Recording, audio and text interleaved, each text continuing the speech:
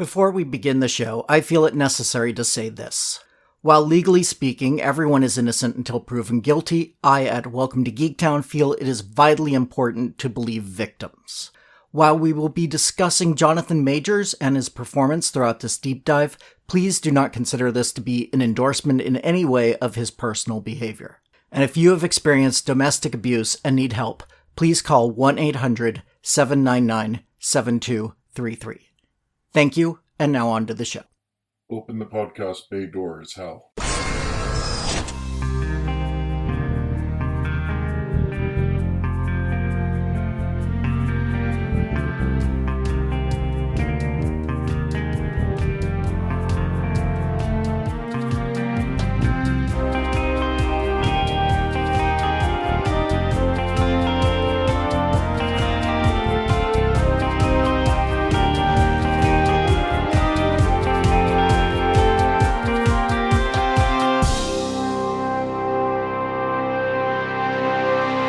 Hello everyone, and welcome to episode 162 of Welcome to Geektown. I'm your host, Kurt Onstead. We'll be doing a deep dive on Season 2 of Loki for the next 6 weeks. As you may know, those are extra long episodes, so let's get right into it, starting by introducing my guest this time. Anne will be returning for the majority of this series, as she was my co-host for Season 1 of Loki. Unfortunately, timing in her schedule did not allow her to make this first episode, so we have a very special guest with us today. His name is Dennis. Go ahead and introduce yourself, Dennis, and tell us what makes you a citizen of Geektown. Hello. Yes, my name is Dennis, full name Dennis Riddle. And, I guess you would call me a mostly video and film geek in those terms. I've, of course, followed all of the MCU, and a bunch of other geekdoms, Star Wars, to a lesser extent, the DC media. I haven't really followed comic books closely in a long time, very long time, I must admit. And I was honestly never as deep into comic books as I was media in general. So that's kind of where I'm at. So I will occasionally know some weird random trivia about a comic book character, but I generally will not have the in-depth knowledge of what issue of what someone appeared in or anything like that. Yeah, no, makes total sense. That pretty much answers my next question. I was going to ask you how much of the comic books you knew. When you were reading some comics, do you remember what titles you were into? Did you follow Thor at all and Loki? Or I have to admit, back when I was actually reading comic books, I was mostly collecting DC at the time. I think that was 4 world revamps ago or something like that. And post-crisis, pre-Zero Hour. The one I remember the best was actually the Green Arrow revamp at the time, where it was very, very gritty, an older kind of character. And I thought it was very well done. But that's the only one that stands out in my memory at this point. In terms of, when I was actually starting to become avid. And then, of course, right after that, the bottom fell out of the comic book market. So, well, yeah, I was there for that. So you said you've been watching the MCU. What did you think of Loki season 1 when you were watching it? I really enjoyed season 1. I didn't have much in the way of criticism for it. I mean, particularly not knowing the characters particularly well outside of the cinematic universe. I just really felt it was a very well done story and managed to keep some level of suspense for me. Obviously, I'd seen plenty of Easter eggs about Kang, and had a little bit of mostly internet knowledge of the character already. But it didn't disappoint me at all, to be honest. It just delivered on the expectations that it set within the series, I felt. Yeah, I totally agree. To this point, I think Loki and WandaVision, the first 2 series, are still my favorites. But yeah, let's get into this first episode. Did you have any general thoughts on it? It was definitely a great way to launch everyone back into it. Uh, got to the meat of the conflict right away. Mm-hmm. Um, the visual of him getting, squeezed and ripped across time was, I thought, appropriately squeamish, but thankfully brief. I thought it was well done. The only problem is, you have characters reacting to it and saying, "Oh, it's horrible. It's like you're being born and dying at the same time," and something like that. And it's like, it's more like he's briefly turning to spaghetti and then disappearing. It's not that scary looking or that gross looking in my opinion, but I've watched enough horror movies that maybe I'm a little desensitized to that Well, sort of thing. it's not going to compare to Event Horizon, obviously, but Yeah. but I thought they played it well for the humor of it. Yes. Yeah. Well, all right. Well, why don't we get into the meat and potatoes of it all? Of course, we start with a nice recap of season one. I think they hit kind of all the high points there in that recap. So even if you're not like us and rewatched season one right before heading into season two, you still got the big gist of it.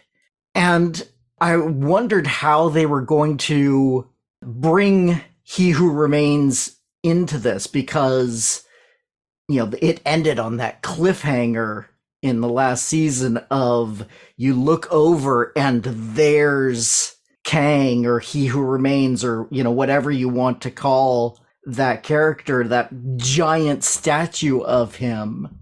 And so I figured that this was just going to be like a rewriting of the timeline. Because, again, at the end of that season, we have this cliffhanger of Mobius doesn't recognize him. So was time completely rewritten and now Kang is in charge of the TVA publicly? How is this all working? So we continue on with that cliffhanger at first or we get Loki running from Mobius and the Hunters and leaping from the ledge. So we don't get that answer right away of how this is all working, what exactly has happened, which I really enjoy. I loved how many mysteries were set up in this that I think are reasonable and aren't like those Lost style mysteries of we're going to introduce this but never explain. Yeah. What were you thinking at the beginning here? Well, definitely, I agree that anything that was like an out of left field, lost kind of mystery would have felt wrong. But it was nice to kind of let us sit in it for a moment and let us find out as Loki finds out. Mm-hmm. And, the writers, to their credit, didn't have Loki waiting too long after we figure it out to figure it out himself. Which is kind of nice. I mean, I tend to not like it very much when I figure it out half an hour before the character does. Especially when a character is supposed to be as smart as a demigod or someone of that intelligence level. You shouldn't be too much ahead of the characters unless you have a whole lot more knowledge than they do. Yeah, especially if for someone who has a little bit of experience with time travel at this point. Not a whole lot, but some, definitely. Yeah. And we get some great action right here at the beginning with Loki jumping off the ledge and landing on the delivery truck. Very Fifth Element. Yes, very much. That was my first reaction. A little Fifth Element Easter egg there. Not a long one, but a very nice one. And they didn't have to hit us over the head with it. So. Yeah. But then he crashes in and sees Casey, who I'm glad to see back here. I enjoy this actor a lot, Eugene Cordero. He's also in Star Trek Lower Decks as Rutherford. He's just a fun character actor, so it was good to see him back. And now we finally start to learn what's happening when Loki time slips back into the present. And I think it's funny that they use this phrase. They don't use it yet. We learn it a little bit later, but time slip is actually the name of a character in the Marvel Universe. I doubt we'll see her, but I enjoyed that little semi-Easter egg there, because she was a character in my favorite team, the New Warriors, and was a potential love interest for my absolute favorite character in comic books, Speedball. And so, just that little nod to her by calling it time slipping. It felt like something just for me. But yeah, at this point, we learn that Loki was in the past in that scene.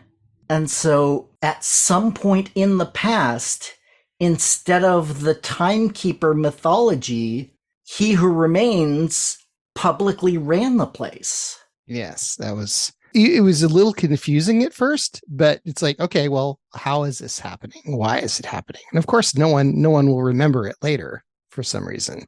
So again, I felt, revealing it one step at a time as Loki gets the information. I felt that's just good writing. Yeah, it's good storytelling. We don't see enough of it, and thankfully we're getting plenty of it here. Yeah, I mean, I really enjoyed this episode a lot. I am going to have very little negative to say about this episode. I thought it was well written, well performed. So yeah, I just enjoyed it all the way through. Like I said, good mysteries set up, and little bits of them answered as we go along, but other ones obviously will be coming up later in future episodes. But at this point, we cut away from Loki, and we have Mobius and B-15 talking about, well, what happens now? We've let all the timelines branch. We know this huge secret about the TVA and all the people in it. What are we going to do? Yeah. What do you do? I mean, they both have good points here. If you tell everyone, hey, sorry, everything you've ever believed was wrong, the people you worshipped as gods don't exist, and by the way, you actually are a variant, which all your life, as far as you've known, has been these evil things that you're supposed to hunt down. That would be so incredibly traumatic to experience that, to learn that. But at the same time, you can't just hide that from them forever. You have to tell them eventually, right? I mean, it's just the right thing to do, I would think. Yeah, I mean, obviously Mobius's instinct is to tell the truth, because he's always kind of been. Well, I disagree with you there. B-15 is the one who's really pushing. We've got to tell him. We've got to tell him. Yeah. And he's like, wait, okay, we'll do this, but we have to be smart about it. Yeah. We can't just tell them. Yeah. But I will say that this is a great piece of writing, because so often in any sort of action, it's like we get these great things, these big things that happen, and then we don't actually deal with any of the consequences of them. Mm-hmm. And this is direct consequences. Well, what do we tell everybody? We're not actually in charge. We're not kings here. We can't rule this by fiat and say, hey, this is what we're doing. Yeah, they've kind of been running things by de facto up until this point, but we learn that there is a little bit more of a bureaucracy above them at this point, as Hunter X5 shows up and says, hey, you're wanted in the war room by General Dox and Judge Gamble. Now, I don't know about you, but almost immediately Hunter X5 was giving me future villain vibes. Definitely potential, and certainly felt a little bit playground bullyish, but at the same time just kind of twitchy. Mm-hmm. Twitchy, not really knowing what's going on, and not knowing how he feels about any of it. Yeah. I don't know. His whole thing about coming down and like, so what's up with these jet skis? Why are you so obsessed with them? Oh no, actually I don't care. Go report to these guys. He just set my nerves on edge whenever he was around. And I love how Loki is always showing up just like a second behind. You know, they leave for the war room. Loki shows, okay, where'd they go? Oh, the war room. All right, I'll head that way. Hey, Mo. Then just get that brief moment where he's like, Mobius. But time slips again, and Mobius kind of looks back like, did you hear something? Never mind. Watching Loki deal with all this time slipping, it's a really fun bit of physical comedy while it's happening. But at the same time, we know how we have an idea of how serious it is. So it's an interesting dichotomy of those two. And we're getting these power surges in the TVA as all this is happening. These kind of brownouts or whatever. And obviously this is something important, but we're not getting any info on it just yet. It's just those little hints that something bigger is going wrong than even what we already know about. Now, Mobius and B-15 show up at the war room doors, and the interaction there between Mobius and the guy who pruned him at the end of last season was awkwardly funny to me. That's fine. You were just following orders. It's really Ravonna Renslayer who owes me the big apology. So, Yeah. But yeah, just how do you react to somebody who you basically thought you killed an hour ago or however long it's been from your time frame? Yeah. You're back. Hey, this is awkward. Yeah, hi. Sorry about that. I was told to by my boss. And I can't say I didn't enjoy it a little bit, but Well, yeah, I mean, you always will. We've all got that little sadistic streak in us, don't we? Meanwhile, Loki is also in the war room, but we don't know when necessarily. Although the fact that we've got all that He Who Remains iconography around the room suggests that it's probably the past, but it's hard to say it for sure, because we could have like a, He Who Remains, then a Timekeeper, then a He Who Remains again, and it's so uncertain at this point unless you have specific evidence to point to in order to figure out where exactly or when exactly you are. And then we get the recording. Yeah. Yeah. And as someone who loves time travel stories in general, I love when they can play with your expectations of where you think you are or when you think you are. Yeah, we get that recording. It actually happens after we cut back to Mobius and B-15 discussing things, but there's going to be a lot of cutting back and forth between time periods and between scenes like this. So yeah, we might as well discuss that recording. Now, before Loki rewound, did you guess who was the other person on the tape there? Yeah, it felt like he was probably talking to Renslayer, but it wasn't perfectly clear till he rewound it. But it felt like, okay, we're definitely in the past. He's talking about winning the war. Right. So, and that makes it very clear that this is the past and the TVA was involved in winning the war for He Who Remains. Yeah. I know you haven't listened to last season's deep dives yet, but in the comics, Ravonna and Kang have a deep relationship. So I thought it was a nice nod to their past and who knows, maybe future relationship. It's a very codependent, not healthy relationship in the comics.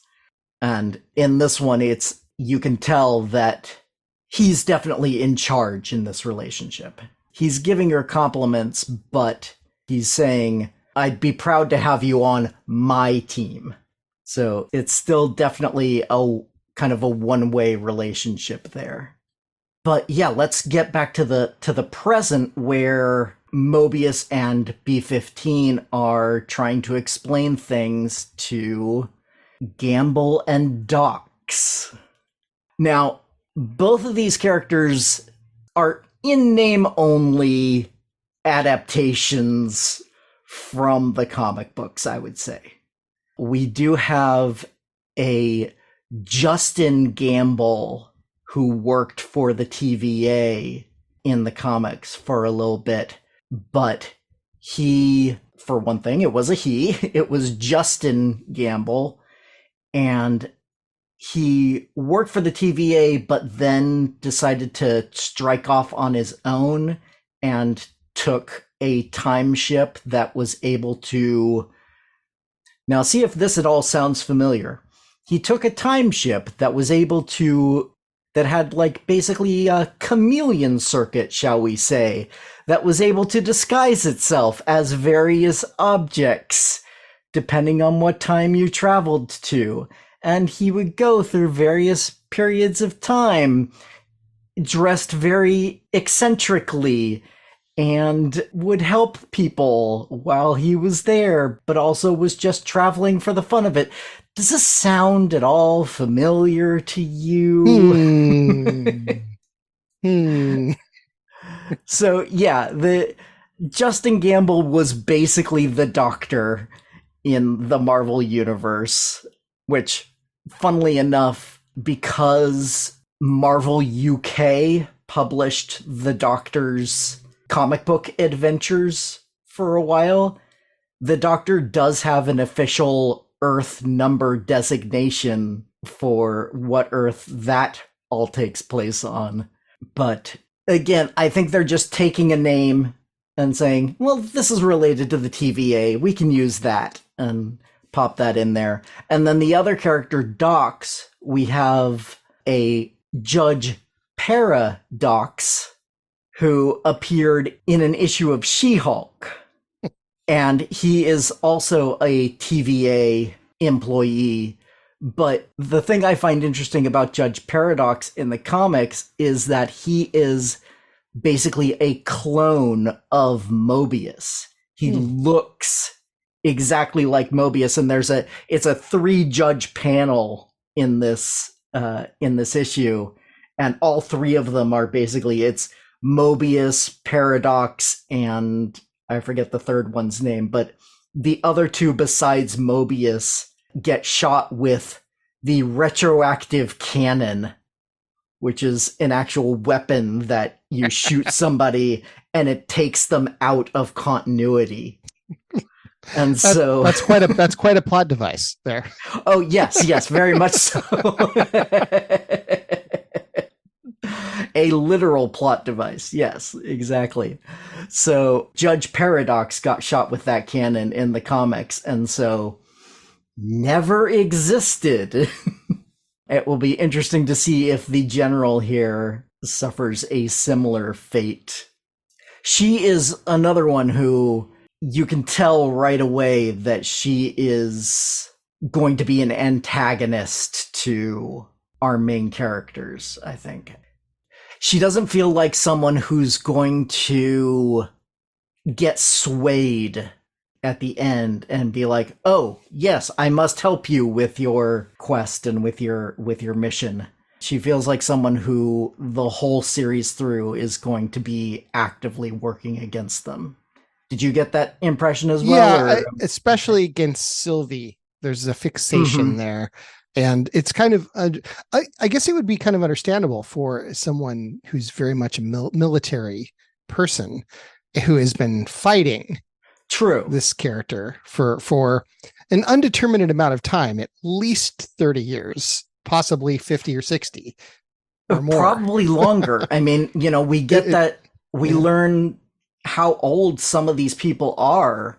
We know that it was 400 years between meetings for Mobius and Ouroboros, who we'll get to in a little bit. So yeah, they could have been doing this for centuries. Yeah, it's unclear how many years of that would be remembered, and most of them seem to remember Sylvie as a child. But again, it's still an indeterminate number of years because we don't know how old Sylvie is even. Right. So. Yeah, because I mean, among other things, she's a god. They usually age a little more slowly than, which means puberty is just decades of hell. I loved the third judge there, the sleeping judge who only gets woken up when there's a slamming on the table, and he's like, what? It's like, all right, yeah, I see you collected your best here for the judges' council. Good job. We didn't get a name on him, but hopefully we'll find out later. And B15, she is fully on board with, we have to change things immediately. We have to tell people, we have to stop pruning. Everything that we've been doing up to this point is an atrocity. Considering where she was at the beginning of season 1, she has gone through quite the transformation here. Yeah, from a true believer to, very much just horrified at everything she's ever done. Yeah. I wonder if that's just who she is, or if that's partially because she's one of the few people who actually got to see her other life when Sylvie enchanted her. She had that moment in the rain where she got to see how happy she was in her original life. So is it because of that, or do you think that's just she's just the kind of person who, once she dives in, she's all in? I've gotten the impression of the character is that there's a sincere, true belief. Obviously, anyone who has it revealed to them, there's going to be a psychic shock there, which would explain the shift. But she seems like one of those characters, or at least the way she's played and the way she's written, who's very, very straight up. Hey, this is what I believe. This is what I'm going to do. Yeah. And very sincere. And she's pretty convincing, because Gamble says, all right, tell the TVA, stop pruning immediately. They're letting the multiverse happen. Even if that's going to end up leading to another multiversal war. Or, we could call it, I don't know, a secret war of some sort. Maybe even multiple ones. Secret wars, even. Who knows? And that's when Loki finally appears in the present day war room. And again, just these little moments I love where he takes the time stick from X5, and it looks like he's going to attack someone, and just jams it into the wall and reveals underneath the timekeeper mosaic is this big, what would you call that? A bust, a bas relief? I'd say a relief. I mean, it's beautiful piece, that would have taken a lot of work to cover up. Oh yeah. So, but yeah, reveals the He Who Remains relief underneath. And I was like, that's who you're after. And man, Tom Hiddleston is acting the hell out of this scene. Loki is usually so calm and collected, and seeing him just freaking out like this, just tells you how scared he is, how big this big bad is. I mean, he's been on quite the journey from basically being pretty much the selfish, egotistical Loki who escapes custody, to actually like, hey, what could I actually do that might be good for the universe? I don't know. I'm confused. So what is the right thing to do? What is the wrong thing to do? I didn't care what the right thing was before. I just wanted. And he's been through quite a journey to get where he is. Yeah. Although I love in the next scene after Mobius kind of says, "Okay, let's go talk about this." You still see a little bit of that old narcissistic Loki when Loki he kind of recaps the last two episodes of season one. And she kicked me through a time door. Well, I'd ask who won, but it was a draw. Really? Did you both kick yourselves into time doors simultaneously? The look on Loki's face. It was a draw. Sure, it was, Loki. Whatever you need to tell yourself. So yeah, seeing the old narcissistic Loki still peek through, it's like, okay, it's still Loki. He may care more about what's going on than he used to, but it's still him. And here's where Loki kind of says out loud what we've been talking about so far, is that at some point, He Who Remains wiped everyone's memory and started the TVA over with the timekeepers rather than himself in charge. And you have to wonder how many cycles of that they've been through. It reminded me of The Good Place. Yes. How many times has he been through this and been like, well, they figured it out. All right. Reboot. Yeah. And earlier in the episode, Mobius tried to call for Miss Minutes. Mm-hmm. And he does it again here. And this is where Loki explains, no. She's not around. And even if she was, you don't want her. She was working with He Who Remains at the end of time. I've heard that Miss Minutes is going to be coming back in season 2. I will be very curious to see how they do that and what role she will take in this next season, if the rumors I've heard are correct. The character is interesting because we don't really fully understand. I mean, we see it in representation of an AI, but we're not really sure what physical form Miss Manners could have. Yeah, we have that conversation early in the first season of what are you? Are you a computer program or recording? And she's like, a little bit of both. So yeah, I have to figure she is an artificial being of some sort, but just right off the top of my head, she feels like she could be connected to He Who Remains temp pad very strongly. Yeah. Which will probably be an issue going forward, considering who has the temp pad. This is true. But we'll have to see. In the meantime, Mobius is taking Loki down to repairs and advancement. Before we get there is just one little, the art direction on this show continues its beautiful detail-oriented work. Obviously, these are a lot of the same sets from the first season, but I noticed the sign on the lunchroom wall that said, first on the top it says no chit chat in the lunchroom, and then on the bottom it says, please confine your lunch breaks to 17 minutes. I was like, hey, that's not even legal. Come on, give these people a 30-minute lunch break at least. They've got until the end of time to do all their work. I was going to say that time is meaningless at the TVA. But minutes count, apparently.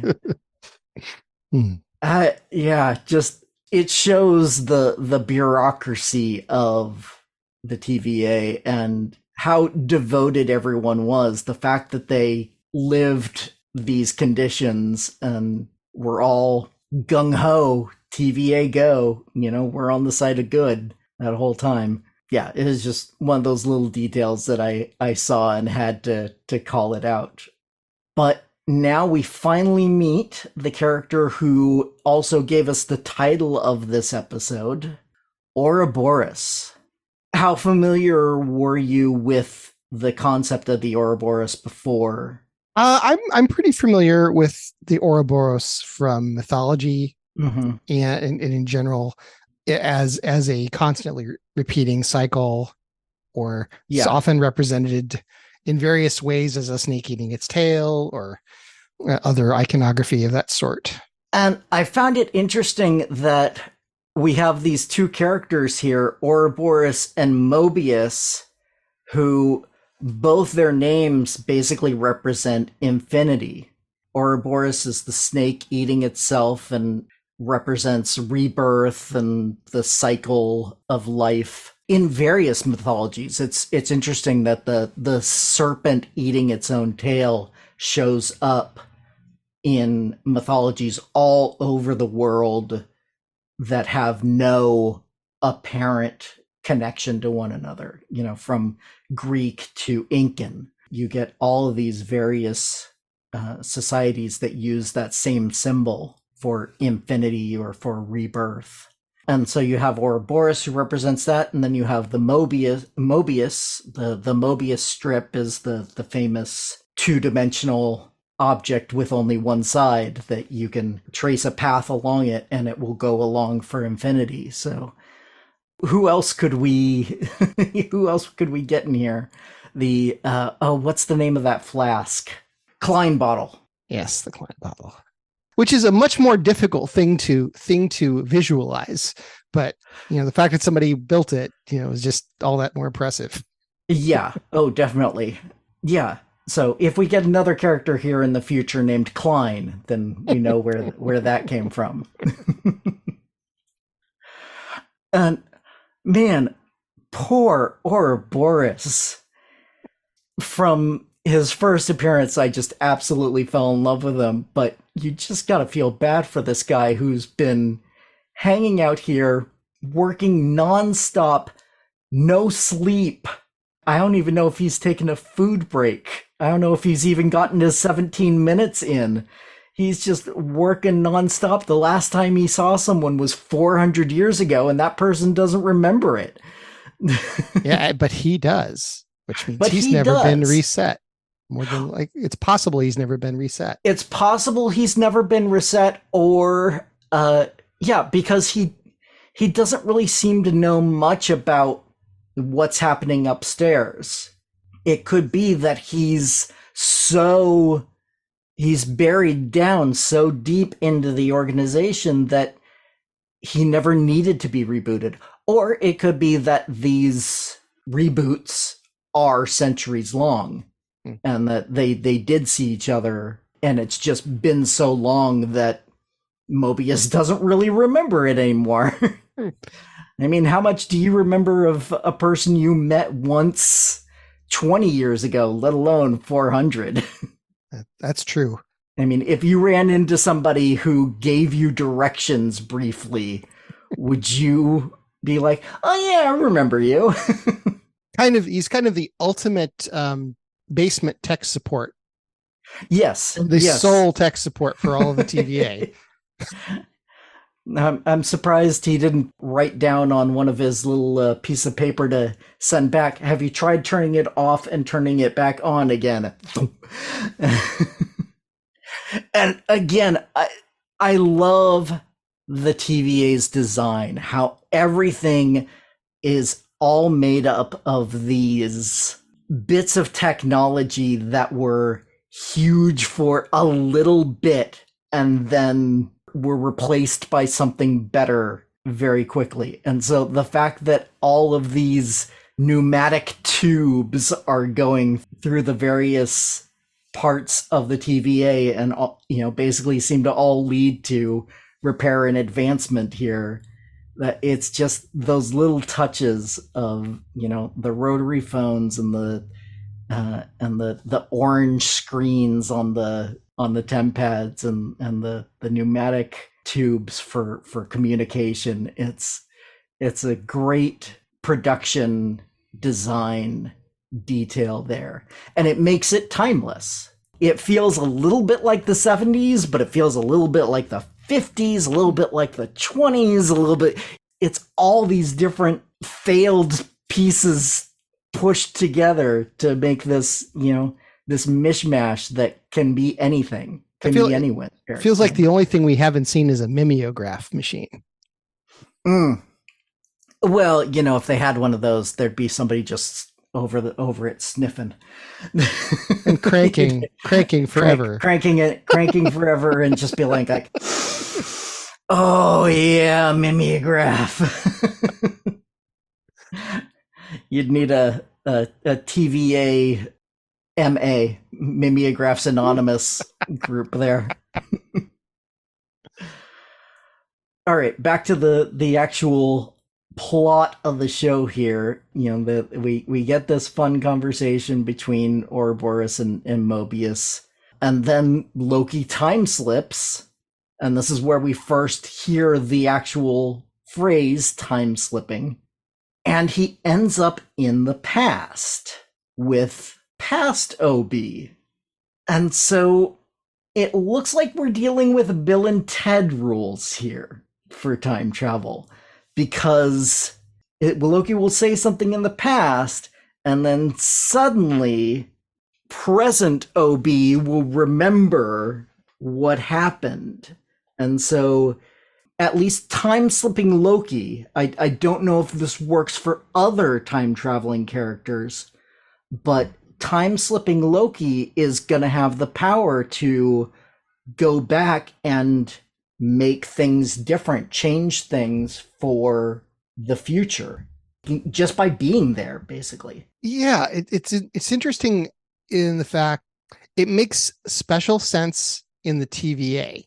Obviously, if we're applying Marvel's general rules to the rest of the universe, it would be a branching situation. But in the TVA, it's in theory, it's a still time center, at least for one universe, if you will. Right. Yeah. That it seems to be not branching in this case, because otherwise there would be multiple branches he could jump to accidentally if it's truly random. Yeah, that's true. Yeah, the TVA is outside of all of the branches. It exists outside of time, but it does have its own past to future. It does have its own timeline, but somehow he's able to time slip and go back to the past, and that changes what the present or what the future is like, depending on what happens to him in the past there. And so because of that allows OB to have the temporal aura extractor, or MacGuffin A, there, so that they can potentially fix Loki's time slipping. And I enjoyed the detail of past OB is not wearing glasses.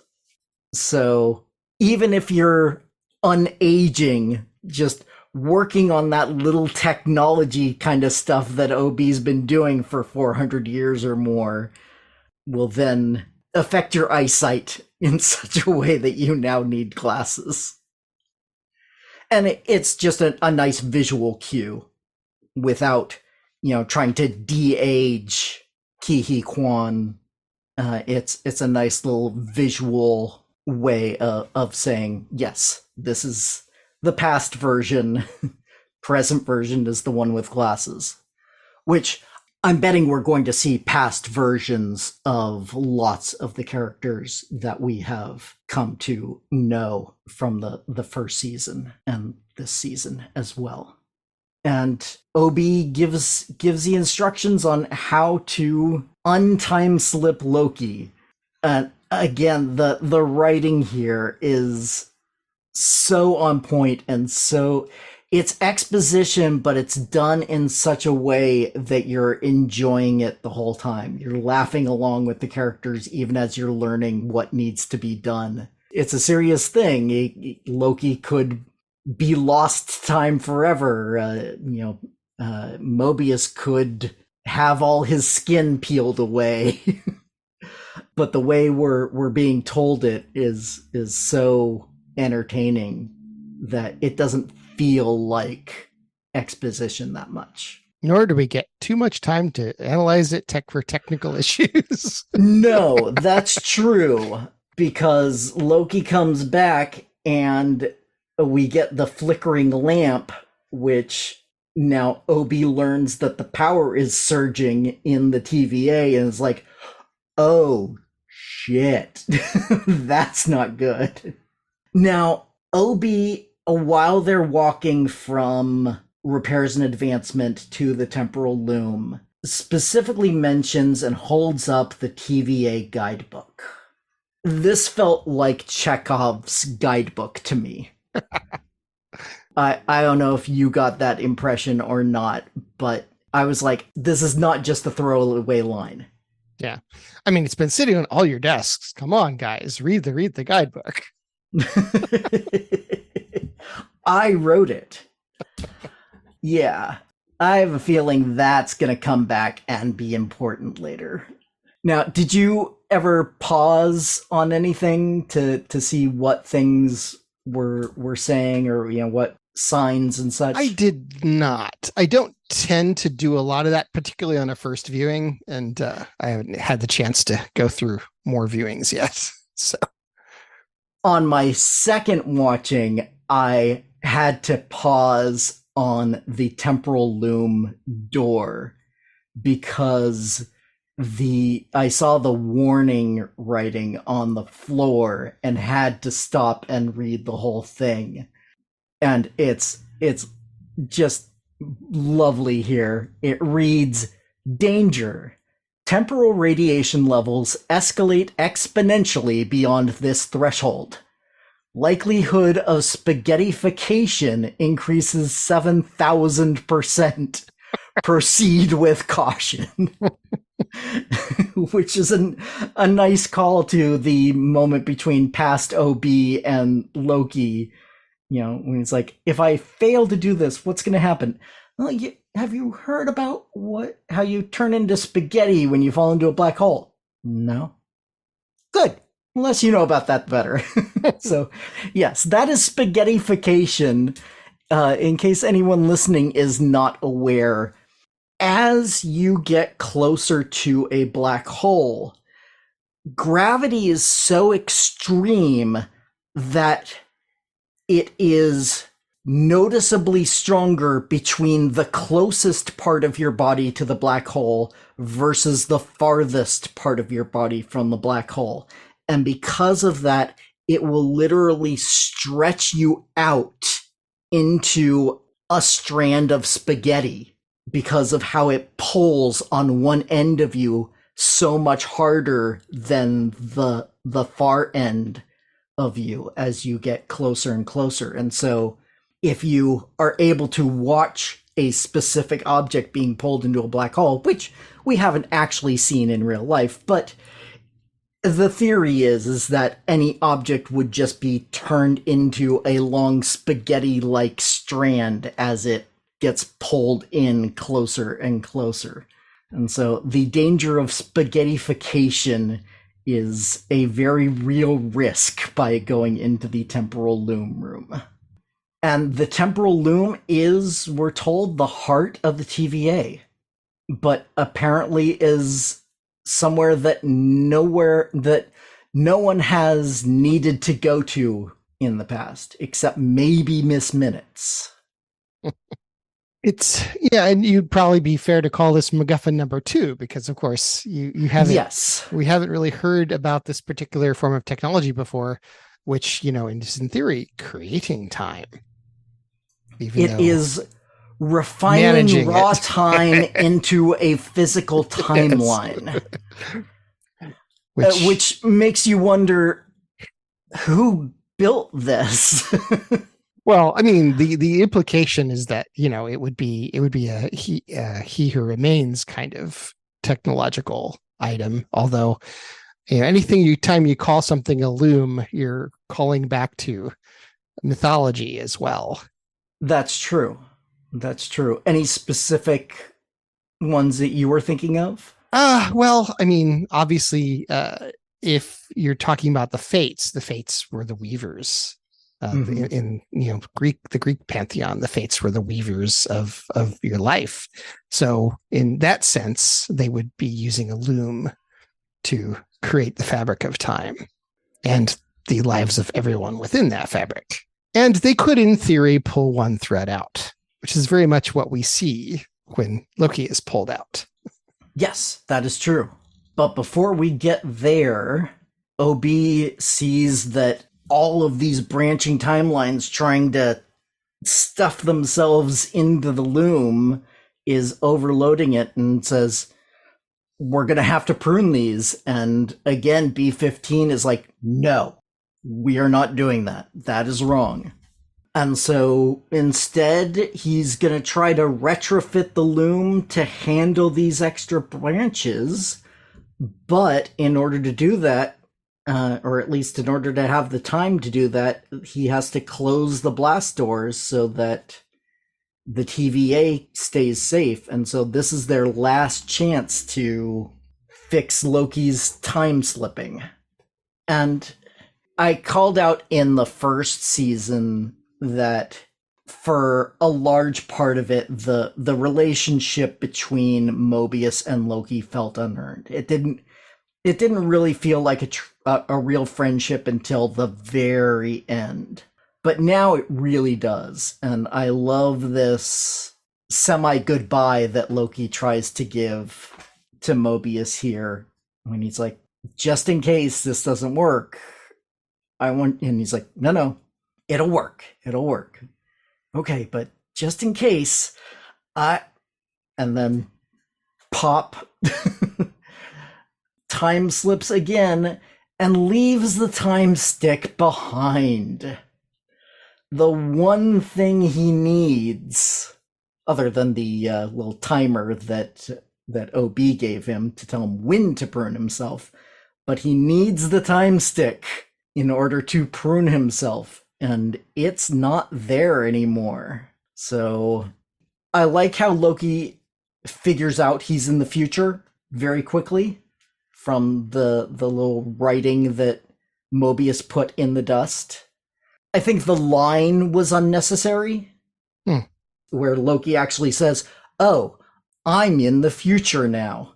We could have just seen that writing on the computer and it would have just told us without it needing to be said out loud like that. That would probably be my one little nitpick for the show, would be that it feels like we're being led a little too often, of Loki saying, oh, I'm in the past. Oh, I'm in the future.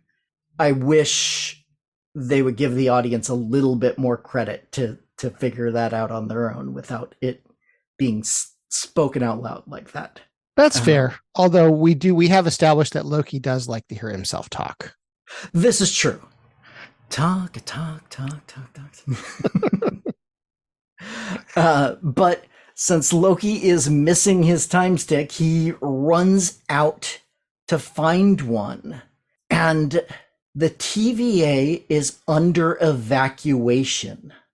How far in the future do you think this is? There's absolutely no sense of it at this point. No. Yeah. Though I must say, I really wanted to pick up the ringing phone. I expected him to pick up the ringing phone, and we'll get to that scene in a little bit. But I have questions and I have theories that we'll get to. But in the meantime, Loki's just running around going, time stick, gotta find a time stick. In the meantime, we've got Mobius in what I referred to as the Weeble Wobble armor. Because he's this, maybe the Michelin Man would be another way of putting it. Just that giant, ridiculous, puffy armor that they put him in. It's more of the production design of this not quite modern technology. Again, the scene between him and OB here is hilarious. Oh, we missed my favorite line of the episode. The moment that literally, like I said, I watched this basically 4 times. And every single time, you've got an hour. Thunk. You've got about 5 minutes. Every single time that line cracked me up.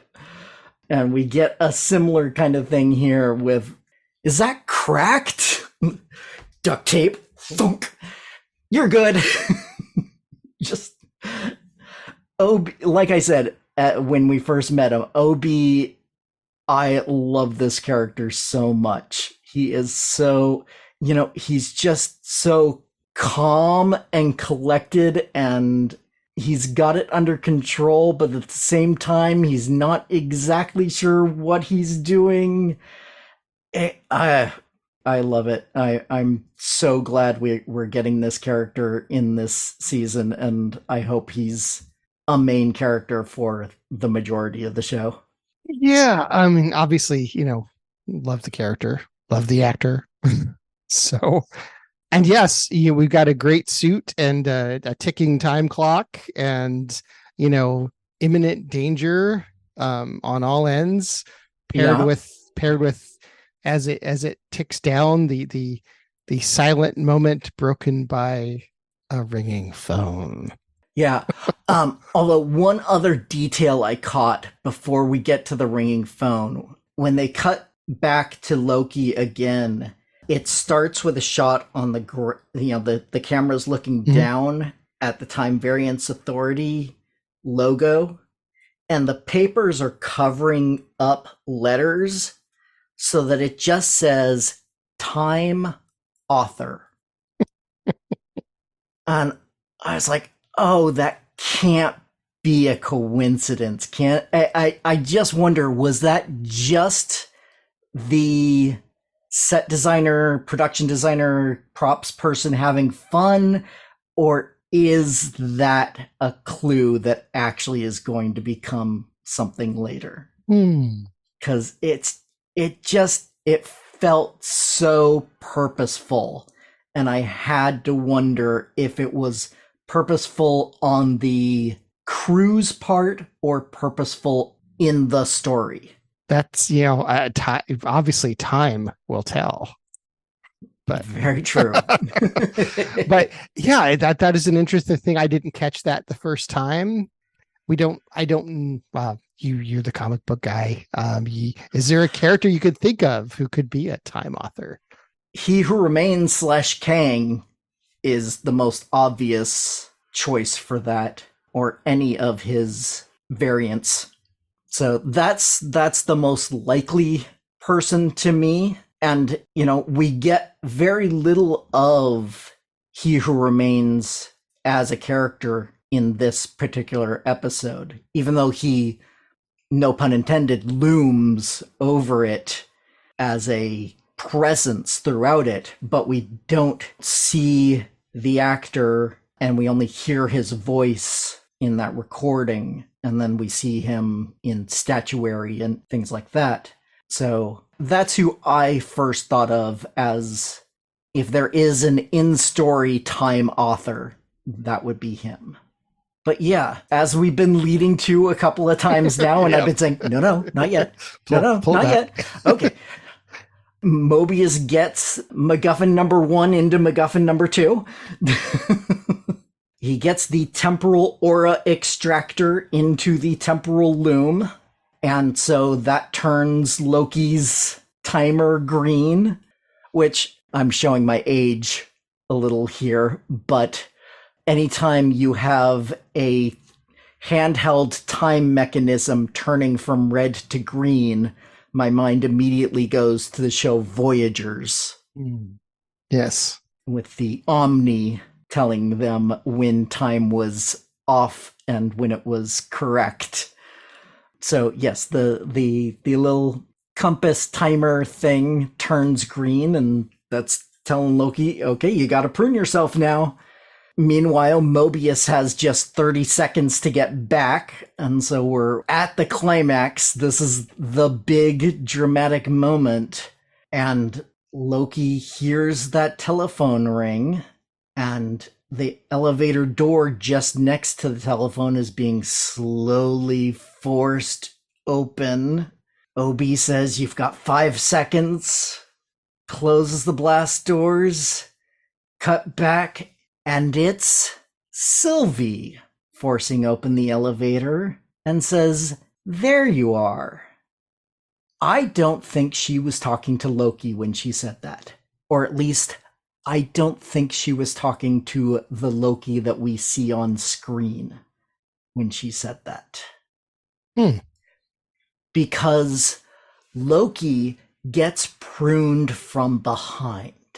He did not have a time stick yet. He was surprised when he got pruned at that moment.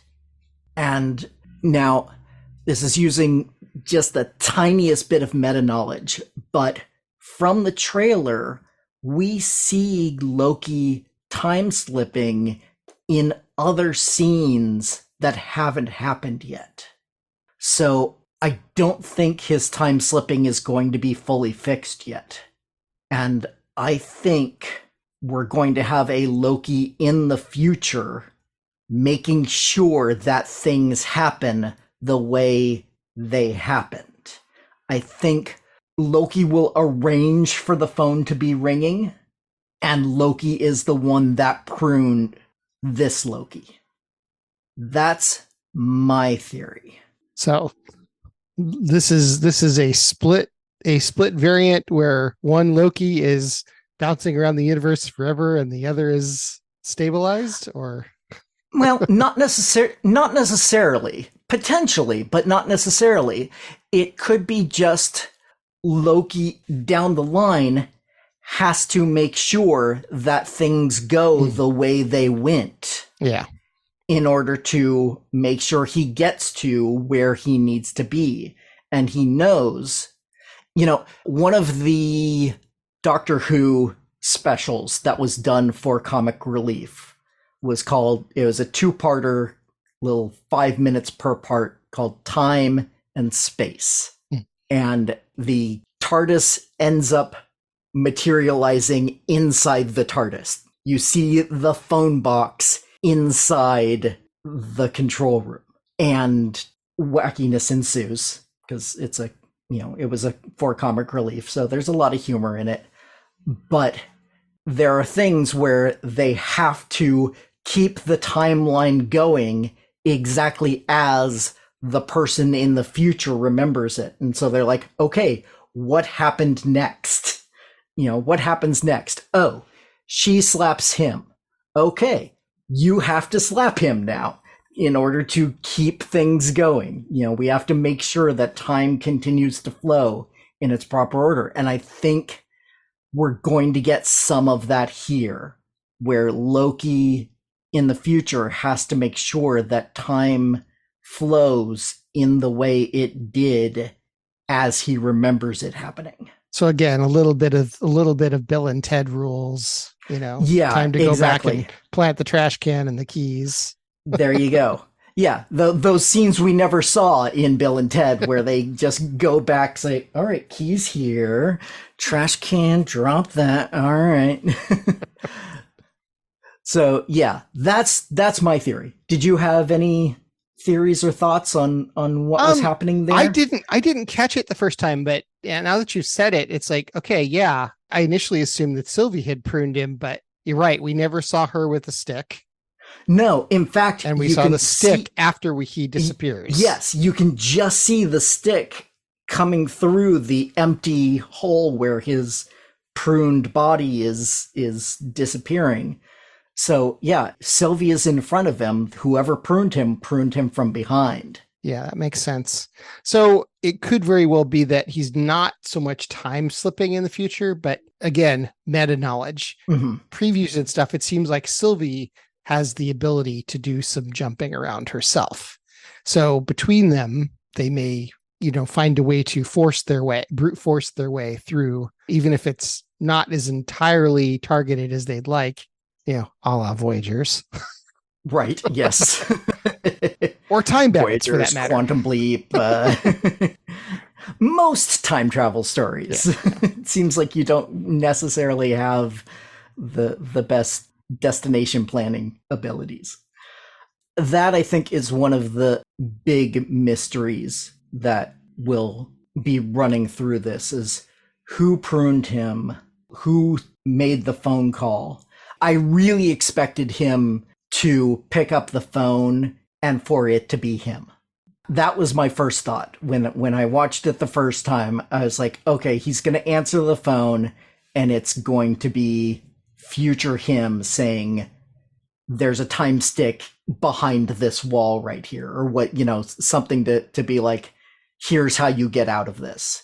And I assumed that at that point, I assumed that we were going to get some sort of cliffhanger of, hello, and cut to black. And then we'd find out next episode that it was his future self saving him. But no, instead we get Loki and Mobius back together. He is successfully pruned and is able to save Mobius from the closing blast doors by slamming into him. And now everyone is on the hunt for Sylvie.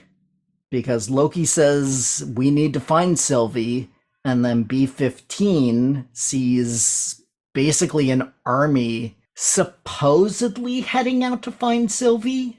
But Hunter D90 gave voice to my thoughts, because he said, I don't buy it. I have to think that there's something else that Dox and X5 are hunting for. It can't just be Sylvie.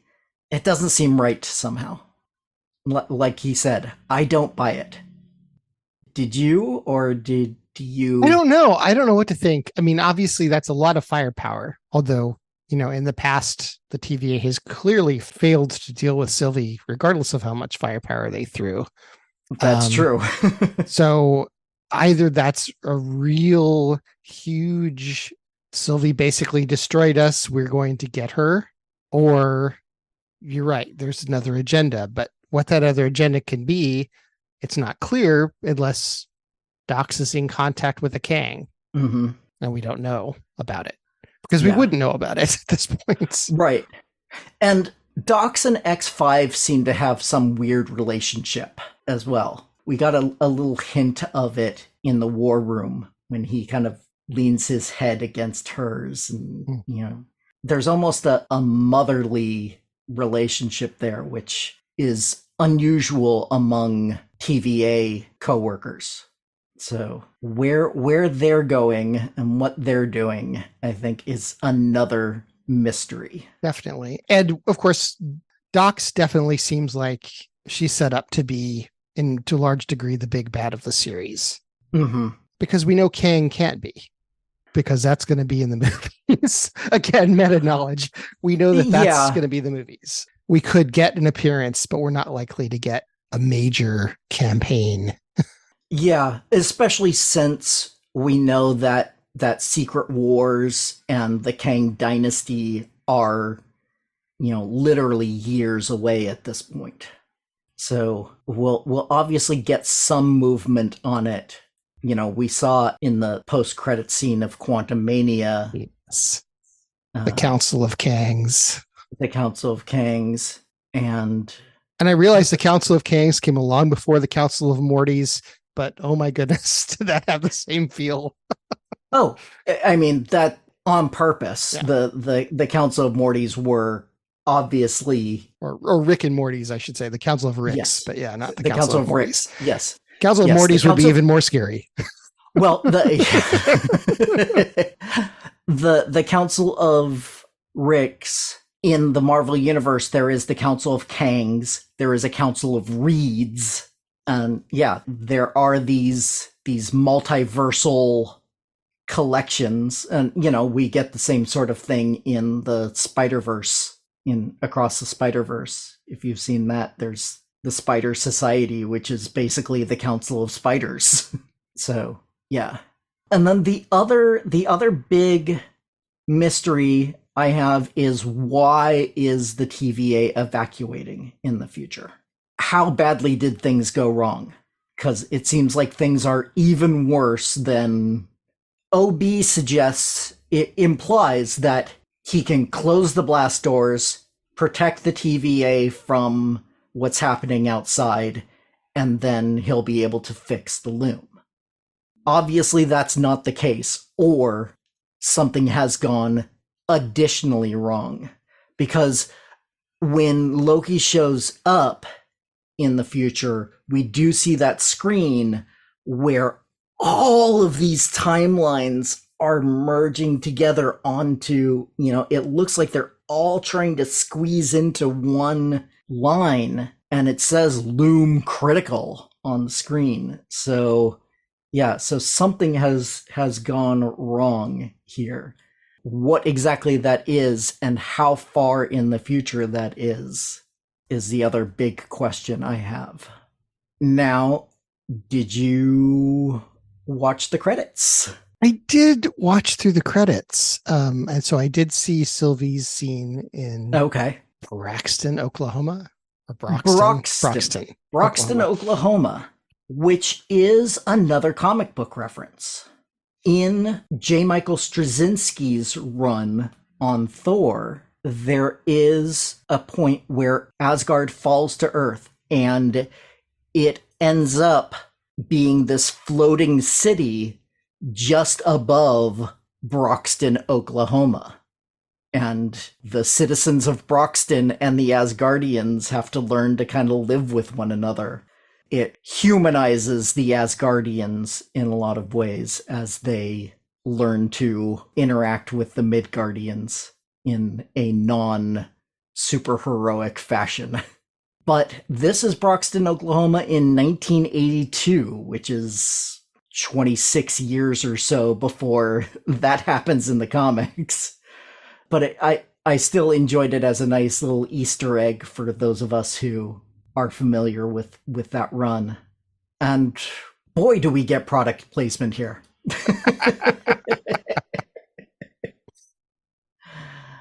McDonald's looking just how I remember it being when I was 8 years old, down to the scary looking tree thing on the wall and the uniforms that they're wearing and all of that. But for Sylvie, it's basically the first time she's seeing people able to just live their lives, because she's ran from apocalypse to apocalypse to apocalypse, hiding from the TVA. At least that's the feeling that I got when she was looking at everybody and just seeing them chat and eat their fries and whatever, and she realizes how much she's missed, and that she wants to, as she puts it, try everything. She wants to live her life. Yeah, is regardless of what other consequences there might be in this moment, right after doing the deed, she feels like she's breathing her first free breath. Yeah, to her, because she didn't accept He Who Remains' story. She's like, oh yeah, whatever. If I kill you, you say there's going to be, an infinite number of you showing up, but whatever. I don't believe you. You're a liar. I kill you. I'm free. That's what her thought process was. And so she killed him, and now she thinks, I'm free. And this is her first real taste of freedom here. Sadly, it's in a McDonald's, so it's going to taste salty and overcooked. But she gets her freedom, at least for a little bit. And that's the episode. Except for one little factoid. So a Twitter user called A Bite of Movies and TV asked, how many hair flips do you think Loki will do in season 2? And I responded, well, I'll be doing a deep dive of the show on my podcast. Perhaps I'll start a counter. And so I went through this episode specifically looking for each time that Loki did his trademark hair flip. So in this 50-minute episode, I counted 5 hair flips. So he's averaging about 1 every 10 minutes. I don't know what it is, but it's hypnotic to watch him do it. I remember noticing it in Thor Ragnarok. Was the first time that I really zeroed in on it and was like, that's a Loki thing. When he comes back from falling in Doctor Strange's house near the beginning of the movie, he falls down and he does the hair flip and he's like, I have been falling for 30 minutes. And that was the first time I was like, he does that. And so ever since then, whenever he does it, I make note of it and I'm like, there it is. There's the Loki hair flip. And so, yes, I had to count them. And so that will be a running tally that I will give through for each episode as we continue on.